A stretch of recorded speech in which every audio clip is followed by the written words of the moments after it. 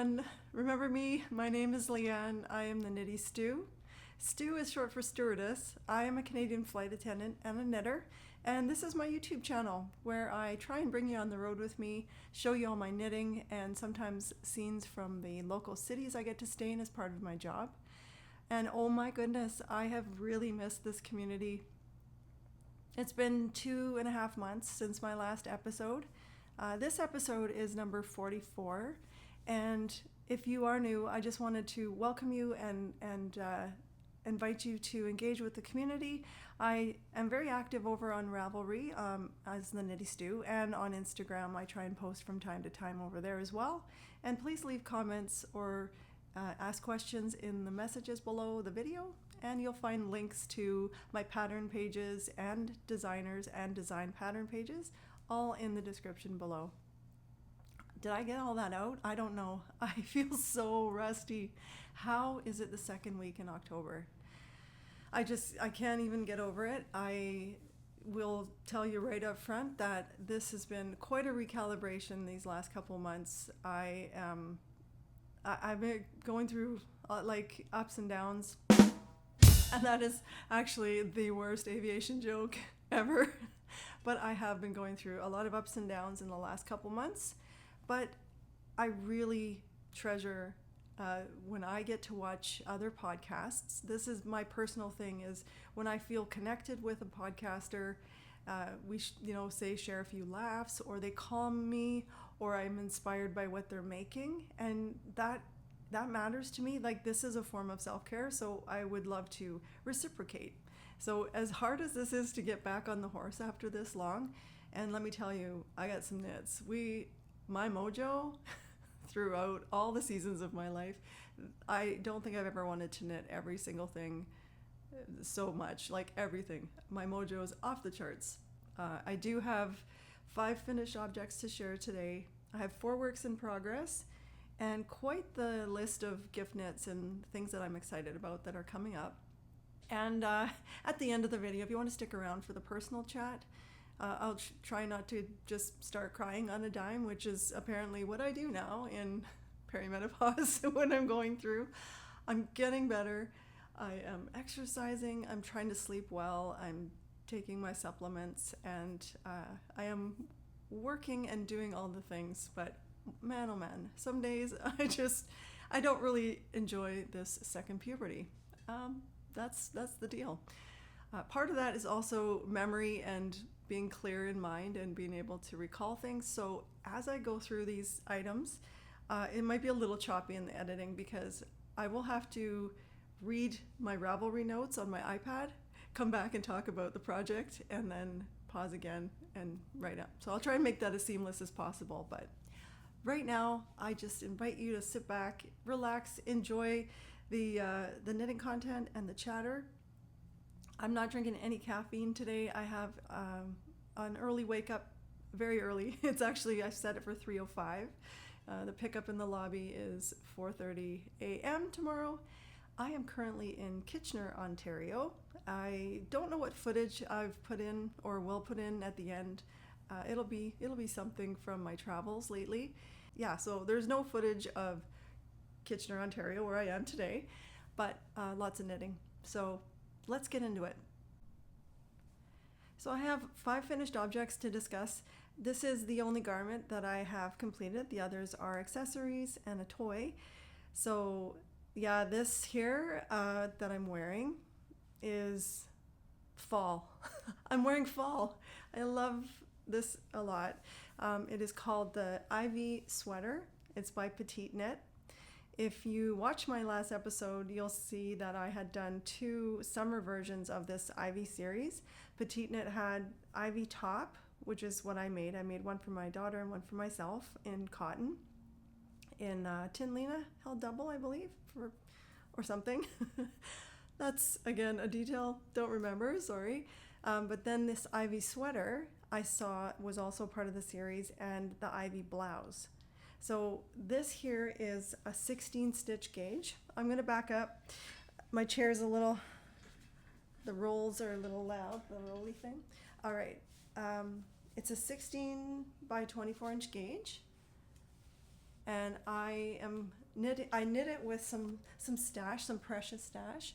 This is Cinnabar colorway in Brooklyn Tweed Shelter, aka fall in yarn form.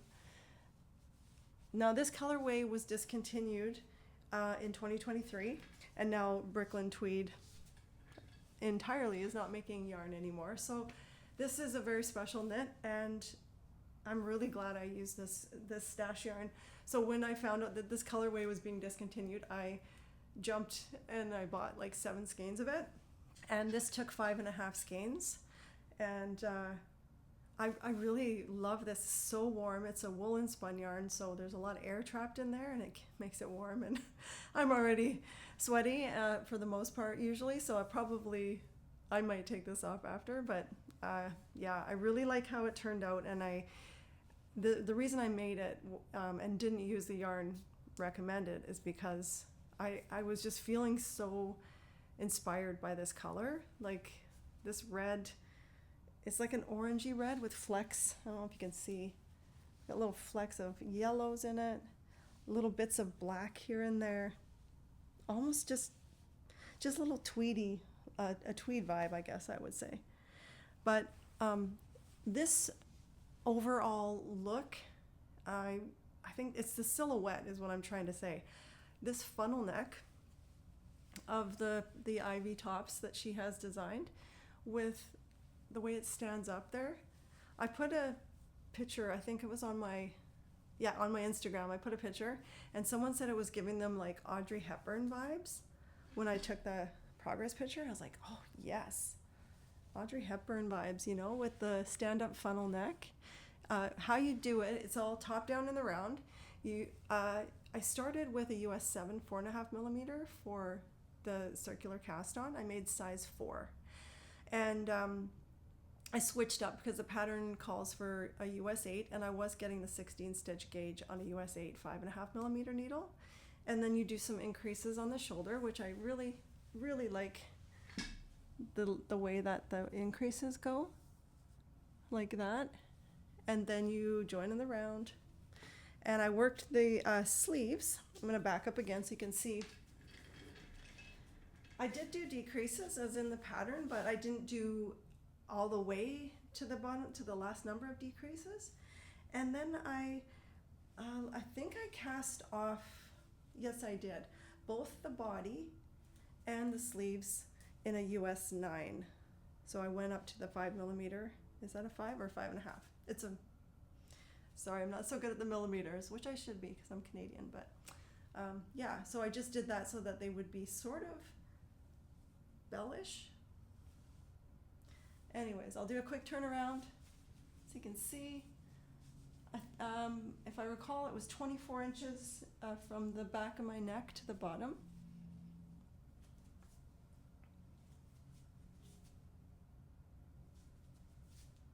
And I love it. I think it's very, very flattering. I like the fit. The pattern itself was supposed to be done with like a blown yarn sneffnug, Kama Rose sneffnug, or the other, I think, materials. Yeah, it also said you could use Poppy by Sadness Garn or Issayer Soft. And yeah, it would make a really nice lighter weight garment, but I wanted to see if like doing it with more dense fabric would look good, and I think it does. But what I wanted to mention was I'm trying to figure out my preferred sleeve type fit, and this is almost a combo of like it's raglan, right? But not too snug under the arms and not too low. So I think it's a pretty good compromise. But I'm starting to wonder, do you see this little bit here? If maybe drop shoulders are for me. It does have short rows in the back, just after you do the funnel. And I wonder if I should have maybe done a few more to bring the back up a bit. But overall, I mean, I feel a little extra fabric there. And I'm not sure, like I'm not a super proficient garment knitter. Like I haven't made dozens and dozens of sweaters, so I'm just trying to figure out if I'm a drop shoulder girl or if I'm all about this this type of a sleeve or my type of sleeve. But I'm all about this color, I can tell you that. And I'm really glad I made this pattern. I would certainly make the Ivy blouse, which I think is the 23 stitch gauge one. Again, this one was a 16 stitch gauge. And then the Ivy tops, which were tank tops for summer, that gauge was 20 stitches per 4 inches. So anyway, that's my first finished object, my Ivy sweater. My next finished object is a pair of socks, which was a test knit for Ashley Adams, designed by so-and-so. I had shown you the progress I'd made in my last episode, and I was just about at the good part, which is the super cute color work of these socks. I was knitting them tandem, so one in each bag, 2 at a time, from the toe up. And I hadn't quite got to the super cute sardines fishy section. They're called the Old Salt socks. And there is a left and a right. If you look close, you can see one of those rascally sardines is going the wrong way, and you can have that pointing outwards for the really observant people looking at your feet. Lovely test knit. I actually found this extremely empowering because I had been a little trepidatious about doing colorwork cuffs and socks because I'm still working on my tension around that. And these are a great segue for me to try it again and again. So Ashley has you increase the number of stitches before the colorwork section, and it worked for me. Also, it is a cuff down pattern as well as toe up. So your preference, you get 2 for 1 in the pattern, and it's out now. I think it was part of I know it was, not I think, part of the collaboration doing the Fish Girl Fall make-along with Casey of Young Folk Knits and Ashley. Don't know if that's still going on. It probably is. But I'm really glad I got to test it. It was lovely, well written. All of the feedback, there was a variety of different types of skills, and Ashley answered everybody's questions really well and thoroughly. And it's a short row heel in the pattern, so a very simple method. I'm learning that I need to increase a little bit around the instep for that type of a heel. And I also, even though she does increase the number of stitches before the color work, I also went up to my new favorite thing for colorwork socks now is the Addy Rocket circular needles. So I usually do my socks magic loop, but for colorwork I find that very difficult. And these Addy Rockets, one of the tips is like 2.75 inches, and then the other one is I think only 1.5 inches. So I find it quite comfortable, and I can do color work much better in the round on this small circumference. So I love the fact that I feel more confident now that I could do some more colorwork socks, because there's some super cute stuff out there right now. Some chicken socks that I saw recently that I want to do. Anyway, that's not in my future plans, or it is in my future plans, but I'm not on that segment of the video yet. So anyway, Old Salt Socks by Ashley Adams, finished object number 2. Next I have for you my go-to knit lately. It's a 2x2 fingering weight ribbed beanie. It brings so much comfort. This is number 4 that I've made. This particular version is knit with some precious hand-dyed yarn that was sent to me from my dear friend Leslie, who is YYC Knits. She was a hand dyer for quite some time, and she still has some of her old stuff kicking around, and she sent it to me for my birthday. So thank you for that, Leslie. I really love it. It is lovely merino, and this colorway is like a mauve with a little bit of brown taupe undertone. So I'll put on the beanie for you. I'm a big fan of this. It is so absolutely comfortable.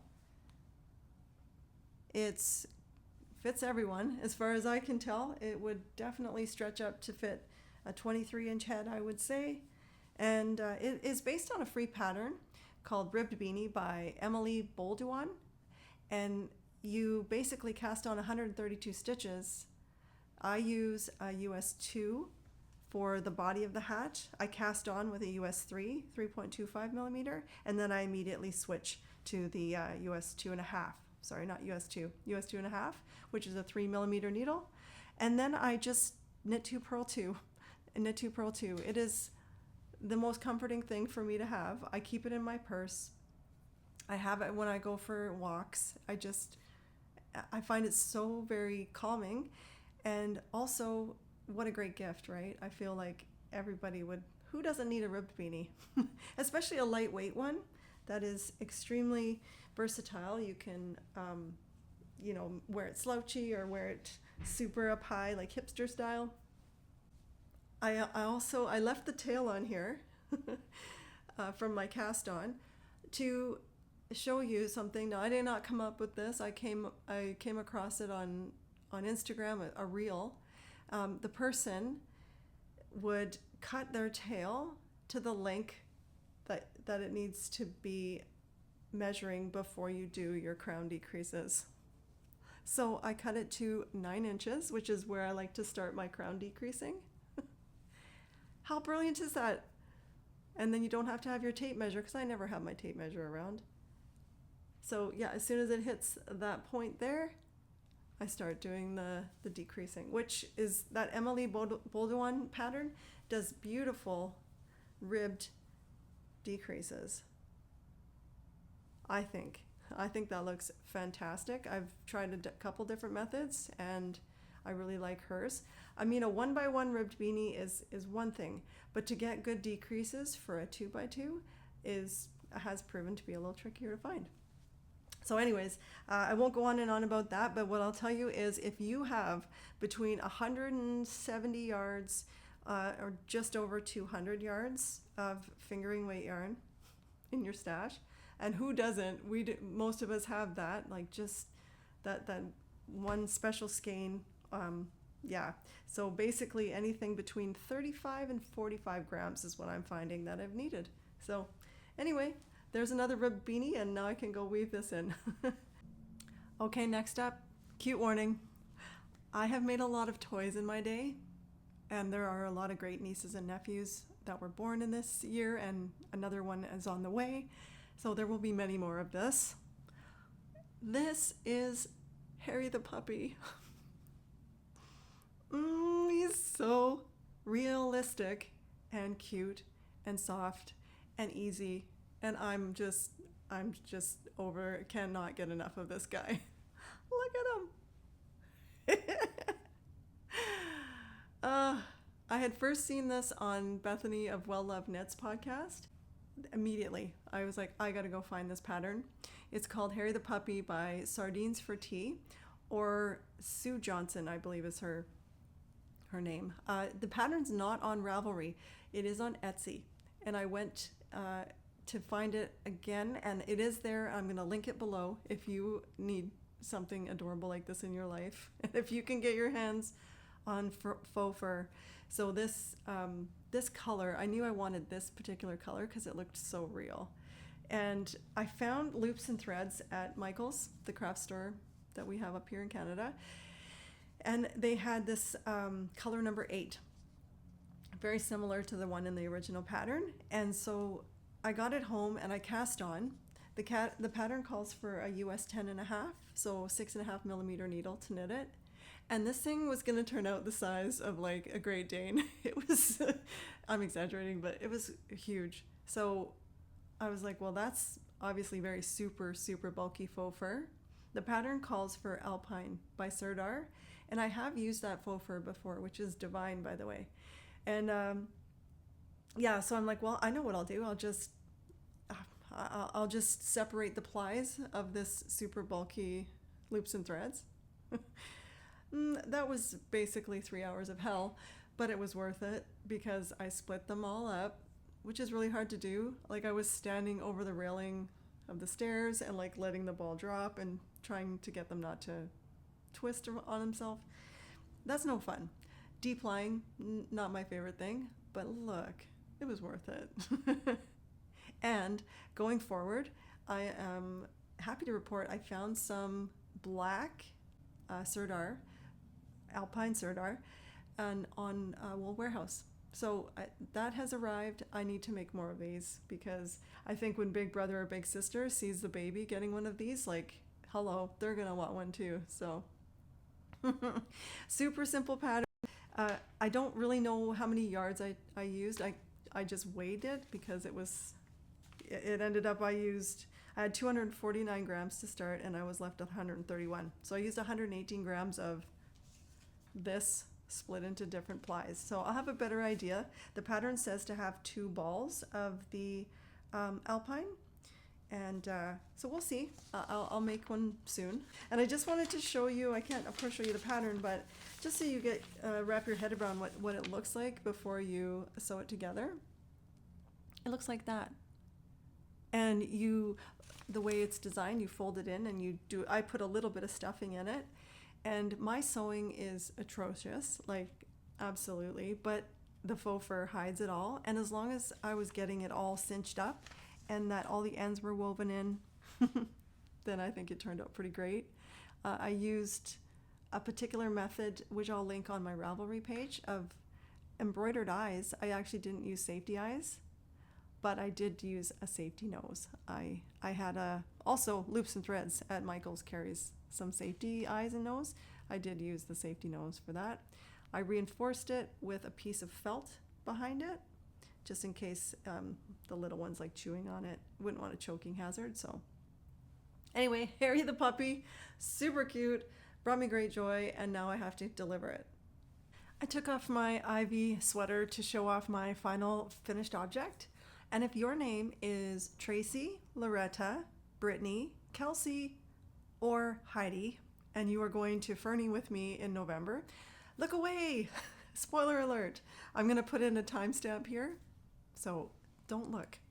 This is our yearly group knit that a group of us do every year. And last year we did the Amrin shawl by Joji Locatelli, and the year before that we all knit Birds and Ships Cowl by Boyland Knitworks. And this year we are getting together in November, as I said, in Fernie, BC. And the previous 2 years we had traveled together, a group of us, to Whitehorse, where we were hosted by Brittany and Loretta, a couple of lovely knitting friends up there. So this year we're doing the Sisterhood Cowl by Briana Arlene. And it is gorgeous. I love it so much. And here it is. It is a beautiful mosaic cowl knit with color changing yarn or whatever you want. You don't have to use color changing yarn, but the pattern calls for it. I'm going to put it on. I love this thing. I'll back up so you can see where it comes to. Perfect fall knit, in my opinion. Swing. Yeah, so bandana style, which I love. I'm here for these. This is giving me The Shift, if you've made that one by Andrea Mowry. I have, and it is my most favorite, most worn cowl of all times. It's giving that kind of a same style, I would say. And like I did with the Shift cowl, I didn't seam it all the way up the back. The cowl this is knit from the bottom up. Sorry, I'm gonna get back sitting down here. You start with an I-cord tab cast on, and then you start working your mosaic to the widest point, and then you work even. So, it goes whoop, like that. That's what it looks like. And it also finishes with a 2-color I-cord cast off. And it is a very beautiful pattern. I love it a lot. I didn't seam it all the way. You're supposed to seam the whole backside. But with my preference of how they lay and sit, a bandana cowl, I like to just leave a portion of that open. And then I find that this part kind of lays a little bit flatter, and then that still, I feel like, comes up high enough onto my neck to be comfortable. All right, so warning, highly, highly addictive. I started this, I think it was October 2nd, and I finished this today. Like I could not stop working on it. If you've not worked Mosaic before, it is so fun. You're working color work, and as long as you just don't pull your floats, which, I mean, you expose some of them by doing slip stitches, and this texture just keeps you going because it's got some easier rows, and then it's like, oh, then there's the one where you it's a textured stitch where you pull it up from the front. It's the same one I've done in the Wintry Woods pattern, and I just couldn't stop. And then the fact that it's color changing yarn, so you're like, it's doubly addictive. It should come with a warning for sure. Briana Arlene has a beautifully written pattern. I did not follow the charts. She has it written out row by row, and I found that easier. I am a chart person when it comes to color work, but perhaps not when it comes to working Mosaic. So I like that. And she also keeps you on track. There's stitch count charts and all kinds of things. She really thought of it all. I think it's well done.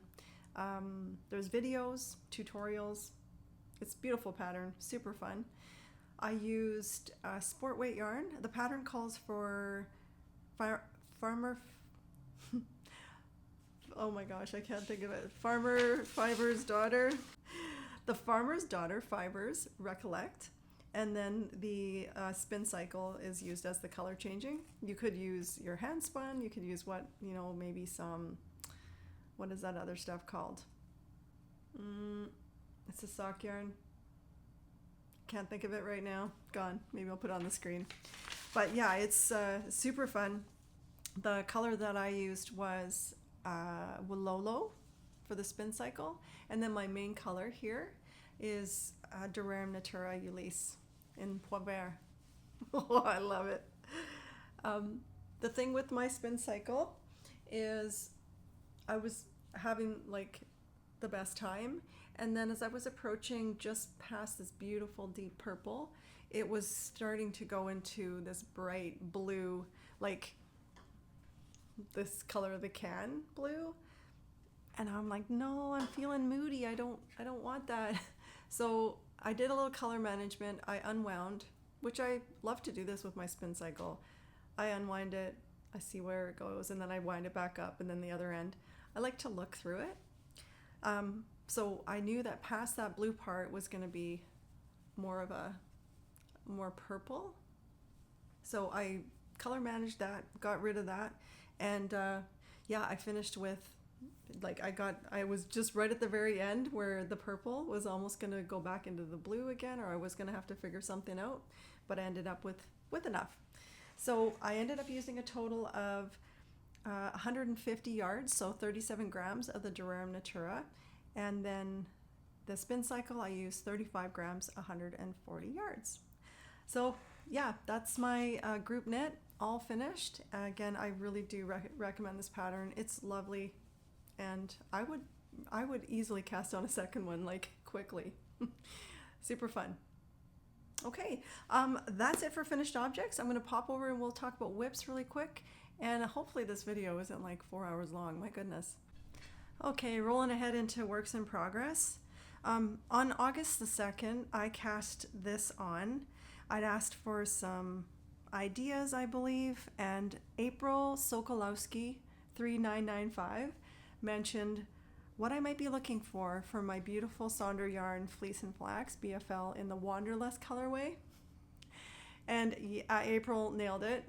I wish I could put this on for you.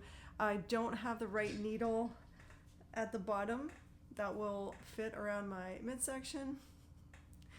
I'm not going to get into that conversation, but yeah, it's coming along. This is called Laura Pullover. It is a free pattern by Lamb and Kid. It's so beautiful. It is exactly what I was looking for. I put a note in my project page that if Naima and Childhood by August Strick had a baby, it would be called Laura, because it's got the stand-up collar, which apparently is having a moment in my life, and the beautiful gentle details of the increases along the shoulders. And I just feel that this BFL Linen Blend by Sonder Yarn. Okay, this is what I'm using. It is, in itself, it just shines. It needs nothing special other than just stockinette. I'm absolutely delighted with how it's turning out. It's fitting really well. I just got on this Brooklyn tweed shelter in that orange, my orange sweater, which was my first finished object. I got onto that, and this just got put away for some reason, which I'm loving every second of it. So I think, if I'm recalling, because August was a while ago, what I was probably going through is like, how long do I want the body? And then I would have had to make a decision. So sometimes when we have to make our decisions, we're just like, I'm just not going to make a decision and put my whip to the side. Pattern gauge is 18. Mine is 20 and 32. That seems weird. I'm never tighter usually, but you know, this is what's going on so far. Yeah. So this is Laura Pullover, free pattern, Lemon Kid. I'll have more on that in the next episode. Okay, I'll whip in right along with my whips. This one will take about 30 seconds to talk about. What is that? What could it be? Oh, it's your 2x2 ribbed beanie, number 5. Yes, it is. When I say I get onto something, I get onto something. I think I've made 11 on the C-Train beanies. So only being on the 5th one of these. There are plenty more to come. I won't bore you with it, other than I'll tell you that it is Biche Bouche, Le Petite Lamb's Wool in the dark gold colorway. All I need is like 200 yards, and I believe I have 37 grams of this. So working away on that. That's my purse project, and yeah.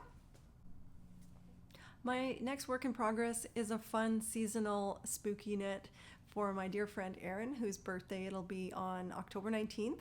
She loves all the knitted things, the little gifts, but for this year's Christmas knit, she's actually asked for a pair of socks. So I love that. I'm there. But I still wanted to make her something cute, and I came across this pattern which was recently released called Colorwork Witch by Amy Munson. So I'll place a picture of the pattern so you can see it, and I'll show you my progress. This is what I've got done so far. It's coming along really well. I finished the little nose, her little nose, last night. But I couldn't go any further because I'd like to put some weight in the bottom and stuff it. And then, of course, I don't want to cinch up the top of the head before I have all the stuffing inside, which I didn't bring with me. That's something I forgot. I'm just using small bits. It says sport weight yarn. So I'm actually using Drops Alpaca Mix, three colors of that. And then I had this super old stash that I used for the pumpkin. This is a tiny little bit of like handmaiden fine, but I thought it was a very cool orange pumpkin color. I started off using double pointed needles. The pattern says to make it on US 1, 2.25 millimeter. And so you start at the bottom and then you increase out. So I used double pointed needles for that. And then I was struggling a little bit and I was like, okay, now I'm at a certain amount of stitches, and it was colorwork time. And as I mentioned previously with my Colorwork socks, I much prefer to do colorwork on the round, so I use my 9-inch circular needles for that. And now that I'm in the decreasing and shaping for the head, I've switched over to magic loop. So, you know, toys and stuff like this, it's fiddly, but for some reason it tickles my brain in the right way, and then the cute factor, it always pays off for me. So I'll continue working on this, and I should have it for my friend's birthday next week. Well, I'm not finished yet, but I'm pretty happy that I've gotten this far, and if you have, thank you so much. My final work in progress, I had spoken about wanting to make the Underwing mitts by Erica Heusser as a way to honor my mother-in-law, Anne, who passed away, and she and I had spoke that she would like to come back as a Monarch Butterfly. And whenever I would see the Underwing mitts, I always thought it would look so great if they would just be monarchs instead of just having the color of the Underwing moth.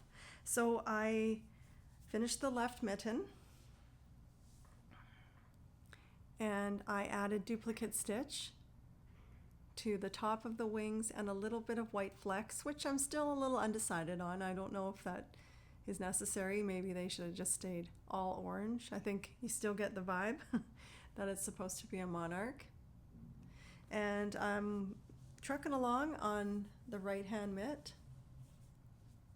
I just think this is the most beautiful pattern, and Colorwork fills my soul, as does Jamieson and Smith yarn. So I'm using Jamieson and Smith Shetland Heritage colors. This is, what have we got? Natural black and light gray. I'm using that. And then for the Monarch color, this is FC 38 mix of just Jamieson and Smith 2-ply jumper weight. And then I used a little bit of the Bas Remu for the white, but again, I'm not sure. I mean, I know that that's what monarchs look like. They have the whites, but the jury's out on that one. What I can say so far is that this pattern was just absolutely cathartic. I've loved making this. I started with a US 1 2.25 millimeter needle and knitting that in the round from the cuff up. The left gusset and then having the right gusset, that all tickles my brain. Just love the color work and how it carries up. I've never done a thumb with this much color work and such. It's got the phases of the moon. It's got some fairly long floats. I did catch them. Some of them are super duper long, but because I often don't catch my floats, but when, putting my hand in and out, I figured that made sense to make sure. It's going along really well. I have, for the first time in my life, gone way, way, way tighter tension on Colorwork. I'm actually usually a little loose in Colorwork, which is super random, but maybe it's because there's so much of it so close together. I'm getting 40 stitches. I was having a hard time actually counting what my gauge was, but then I was like, no, I'm really gonna hone in on this. The pattern calls for 36, I believe. No, the gauge is 34 stitches and 38 rows in the Colorwork on the US 1 2.25. How in the world I'm getting 40, I have no idea. Thankfully it's wool, and I blocked the heck out of it over a big glass, and it's fine. The only part I'm struggling with is where I carried my float across the thumb at the top here. So I'm going to finish the right one. What I've done for my right one, I'm just having a blast either way. I'm using a 1.5 millimeter, no I'm not, let me get this correct.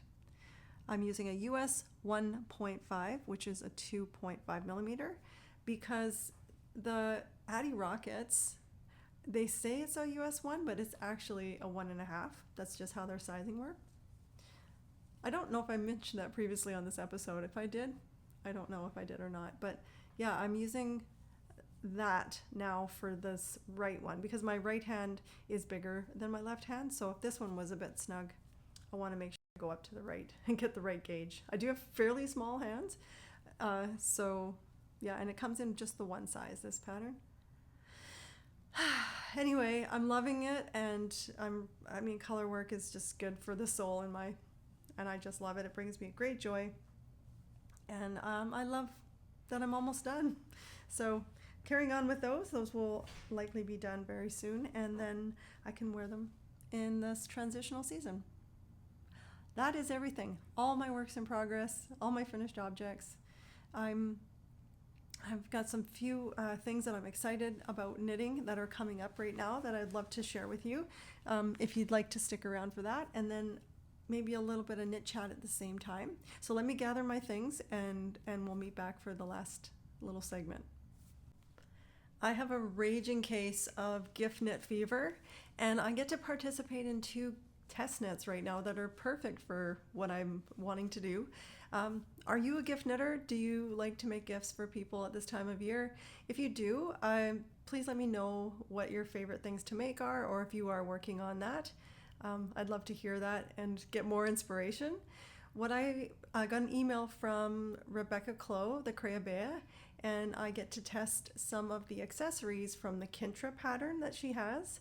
And I'm excited. Specifically, I applied to test the hot water bottle cover, and the Kintra pattern is a 1x1 ribbing pattern, 1x1 colorwork, not ribbing, sorry. It looks, in my brain, it looks like ribbing. And you can use up to 24 colors. The gauge is like 20 stitches by 20, so it'll go super fast. And I love hot water bottles, and I love hot water bottle covers. So I figured that was a cinch. So I'm glad to be participating in that. There's also going to be a little scarf and a bag, I believe. So stay tuned for those. I'm not sure when it's actually due, but it'll be in plenty of time for Christmas, I'm sure. And then I got an email recently from Nancy, my favorite sock designer, Knit Sip Happy. If you haven't seen her podcast, please go visit with Nancy. She's designing another toe-up sock, which is my favorite, and it's going to be DK weight. I'm stoked. So I'm very honored to be getting to test that, and I got to go home and dive in my stash and see what I have for DK weight. Like, how fast would that be? Fast. So I'm excited about that. Other gifts that are on the horizon. I recently reconnected with a friend that we had separated ways for quite some time. And for this person's 40th birthday, I made her a Cowichan inspired jacket slash, zip up cardigan kind of thing. And that launched me into my colorwork journey 10 years ago. Through a set of circumstances recently, we have reconnected, made peace, and I couldn't think of anything better than to knit her something for her 50th birthday, which is in November. And her whole color palette, not her whole color palette, but basically, if you ask her what does she love, it's gray, all the grays, charcoal, light, you name it, as long as it's on the gray spectrum. So I'm gonna knit her the Shift Cowl in various colors of gray and the Durarum Natura Ulisse. So I'm excited to start working on that. I love my Shift Cowl. When we had our sit down together, we went for coffee, and I had my Shift Cowl with me and let her try it on, and 2 thumbs up. So I'm making that soon. After that, I will be working on the Sophie hood for my daughter. My daughter Anna has requested that. She sent me it from Pinterest or an Instagram, and I immediately bought the pattern, and I do have some Drops Air, which I think I'm going to use that. I've never used Drops Air before, but I'm going to start on that, because if it's anything like the Sophie scarf, which I didn't love, to be honest, I feel that it's going to take longer than I think. So I want to get on that sooner than later. And then, as I mentioned, that my friend Erin has requested a pair of socks for Christmas instead of maybe a little ornament, which is what I usually make her. And she sent me a screenshot, and it was essentially like a little color work. It looked like a Norwegian motif. I couldn't figure out what pattern it was exactly, but I looked at one called the Solstice socks by, let me just get the designer's name, by Carlie Perrins. And it looks like a perfect little color work, and it's toe up. So again, that's my favorite thing to do. And finally, maybe a little gift knit for me. My friend Leslie and I were speaking last Christmas around, like, why don't we make some amazing Christmas sweaters? I'm going to make the Christmas Bell by Isabel Kramer, or I want to make the Isabel Kramer Christmas Bell sweater. So I'll put a picture of all that stuff here that I was talking about. And yeah, again, let me know what your gift knitting plans are, if you do that at all. I don't like to have any pressure on me, but I like to knit year round, and Marie of Old Time Knits had just a fun make-along, a fun gift-along called Get Gifting 2025. And through that, I actually have quite a few things, lots of ribbed beanies, that kind of stuff, a few items that I put in a basket. And so I'm sort of feeling like I'm ready for Christmas, other than the Sophie hood for my daughter. And if I make myself the Christmas Bell, that would be a bit more time intensive, so I need to get on those. And that's my knitting plans. I'm going to end that content here, and I'm going to grab my tea because I got one ready. I'm cozying in for maybe a little personal chat if you're here for that. If you're not, thank you so much for sticking around and popping back on. And even though I've been gone for a while, it was great to catch up, and I hope to see you again soon. And if you are in Canada, happy Thanksgiving. And if you're going to stick around for the personal chat, get a tea. Because I'm not sure what I should and shouldn't share. I think I'm better now, but I don't want to overshare. But I also love this community, and when I talk to my phone, which is what I'm doing, it's just got a microphone in it, I like to pretend that I'm speaking to one of my sisters and telling them what's new in my life. And that's kind of what I'm going to do here today. August started off pretty interesting, well, there was a good thing, like right after the episode that I filmed last time, one of the great nieces was born. Mayelle Ruby on July 31st came into this world, and that is fantastic. August also holds on to a very special meaning for me in that it's my sobriety birthday, which I celebrate every year on the 29th of August. And it was 13 years alcohol-free for me. And I always like to mention that because I never know who needs to hear that, if there's people out there struggling. And addiction is a definite thing that needs to have the stigma smashed around it. I struggled with it for years and years and years quietly, and it was starting to get louder, if you know what I mean. So if you need any assistance with that, or if you would like just a little bit of information, you can send me a private message on Instagram. You can email me at theknittystew@gmail.com. And I'm here to support anyone in that, because for me, I continue to live my life, one day at a time, because life is lifey, and I definitely have gained some tools without relying on a substance, which alcohol was my kryptonite. So I celebrated that. And an interesting thing about that is, for the celebration, I was actually at a full-on year-end of summer garage party, like the classic kind where I would have been, having a good time, if you will. So that was really fun. And then it needed to be like preparation for my annual training. As you know, if you've been watching this podcast for a while, every year I have intensive skill verification training it's Transport Canada mandated, and it can be a very, very stressful time. There's a lot of e-learning, and then there's the in-person training and evacuations and all the things that are very important that a flight attendant is up to date on for any type of an in-flight emergency. And there was, in addition to that, there was 2 more days of additional training, which was more service-based. But again, it's still, time at the campus and in a training environment, that kind of thing. So there was a lot of pressure happening. And on top of that, it was time for us to move.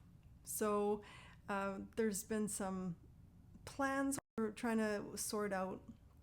With my mother-in-law having passed away, my father-in-law is in assisted living right now, and without her, he's just it's really quite sad.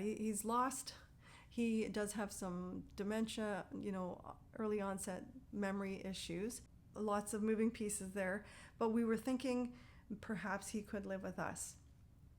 And we've been kind of struggling with the cat situation. First of all, Bugs, our crazy boy cat, and the senior cat girls that was a very strained situation. He's, a boisterous boy cat who outweighed the girls by a solid 5 pounds or more, and was too rough for them, and they just hissed at him all day long, and they were stressed, and he was just eating his feelings. Not an ideal situation. So he was supposed to be my son's cat, and my son is still going to live with us. So we started looking around for family and friends and perhaps a new place for Bugs. Lo and behold, I write this novel and I put it out on this platform called Kijiji, and a lady messaged me out of the blue and asked if she could have a meet and greet with Bugs, if I would bring Bugs to meet their little boy cat, who is a little bit older than Bugs. His name is Klaus, and they really want a friend for Klaus, and Bugs sounds perfect. So Dave and I, we took Bugs over to meet Klaus, this ginger-haired boy, and I'm gonna have to post like some pictures so you guys can see what is going on there. So Bugs has a new house, and like as heart-wrenching as that is, because he was just he's so funny and just, you know, he's a kitten, right? But he was not feeling loved by the other two cats, right? And just, yeah, not playing like he needed a different environment. And so we let him go. And oh my gosh, he's got a new brother, and we are pleased about that. The plot thickens as we were moving and finding a new place to live. That is not an easy thing to do. And if my father-in-law does come to live with us, he is allergic to cats. And the place that we found it was a miraculous set of circumstances, because the market here in Calgary is very intense and very expensive and just very difficult. And the place that I found was perfect, but not for the cats. So please don't judge me. Dave and I, after 9 years of having these cats, recognized that we were not going to be able to keep them. So again, I wrote a very authentic essay and put it on Kijiji again. And lo and behold, I just put Allie's profile out there saying that she's 9 years old, and her and Quinn talking about these two female cats that we have, and an Angel who lives on an acreage just outside of Calgary and is seemingly growing her little farm, she calls it. Like she's got another she's got goats and I think she's getting horses and doing all of these things. Was looking for a mouser. Allie is a mouser, but she's also an indoor girl as well. And then there's Quinn, who is our wild child and has, since day one of us rescuing her, has been like into it, getting all the mice, wanting to outside, and then, you know, coming inside at night for her snuggles. But so I didn't have her up there. But when the lady was asking me about Allie, and then I said, yeah, and Allie also there's another female cat, but they're not really a bonded pair. They kind of tolerate each other, but they're very, very different cats. And she said, well, I want Quinn too. So Dave and I are now catless. I met the lady came into town, and she has males in her house, and Quinn loves boys. And Allie has already seemed to bond with her youngest son and is catching mice, and they too are living their best or better senior lives than they would at the condo where we live now. So finally, this is the wrap-up part, the move. So it was time to find a new place, a smaller place, somewhere closer also for my son and work and my husband's work. And I show up to look at this one place, which is like the place of my dreams. It's like a brownstone. It's glorious, got brick and everything. Brand new, never been lived in. And the person who owns the place, so we are leasing, he asked, so it's so closer for your son and closer for your husband, and my son's girlfriend who's also living with us, and she works at the hospital as a nurse. And I said, yeah, it's really close for everybody except for me. And he's like, oh, okay, well, where do you work? And I told him I work at the airport. And this person works for the same company that I work for in IT. And he built this place, and it was empty. He said, you can have it for all of September, free of charge. Start moving your stuff in gradually. And when he said that, and then when this lady reached out about the cats and how this all worked out, it's incredible. So it's been a big transition, moving from a larger place to a smaller place. I've learned how much yarn I have, but I've really minimized my yarn, and I've sort of been preparing for this. Like, life gives us tests, right? And I knew that this was one. This is a definite course correction for us, and we're getting settled.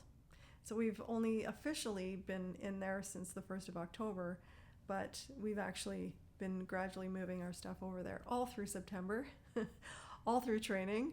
And here we are, still kicking. So thank you if you stuck around for all that live chat. It's challenging. I definitely feel there's sadness around the things that I've had to let go of this year, but both these homes, so the lady who adopted Bugs and the lady and her family who have adopted Allie and Quinn, they're sending us video updates, and we're apparently supposed to go out to the farm and have like a dinner with her and her family to see Allie and Quinn in their environment. But I don't know, that may be confusing for the girls, so I don't want to cause any more disruption, but I feel like Allie and Quinn are going to live at least another 9 years. And I hope they're super happy. And Bugs, he's teaching Klaus all the bad things. So, yeah. So that's me. That's Leanne. That's the Knitty Stew truth, where things are at right now. So I chatted long enough. I feel like all I did was chat. Did I even have a sip of this tea? Oh, man. So, yeah, I will sign off now. I hope this wasn't a super long episode, but it was so long since I caught up with anybody that I felt really out of the loop and pretty vulnerable. You know, when life throws you stuff, you're just like, okay, am I resilient enough for this? So you are. So am I. So if you're gearing up for all the festivals and all the knitting, that stuff brings us so much joy. And so I hope you are excited if you're going to Rhinebeck or any of the other festivals, or if you're just knitting, or if you're in the other hemisphere and it's spring, summer knitting, whatever it is, whatever you're making, I hope you are well in all ways. Thank you for sticking around with me, and we'll see you next time.